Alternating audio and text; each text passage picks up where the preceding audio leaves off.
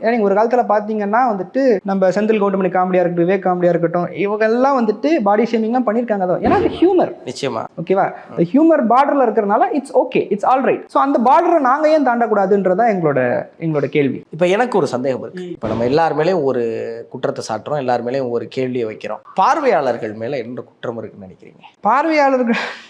பார்வையாளர்கள் மேலே என்ன குற்றம்னா அவங்க மேலே குற்றமே கிடையாதுங்க. உண்மைதான். நம்ம வந்துட்டு ஒரு விஷயத்த வந்துட்டு அவங்க கிட்ட காட்டுறோம்னா எப்போவுமே எந்த நியூஸ் மீடியா, எஸ்எஸ் மியூசிக்காக இருக்கட்டும், பிரியாணி மேனாக இருக்கட்டும், யாராக இருக்கட்டும், ஒரு ஃபில்டரோட தான் நம்ம காட்டுவோம். ஓகேவா? என்ன நடக்குது ஏது நடக்குதுன்றத ஒரு ஃபில்டரோட தான் காட்டுவோம்.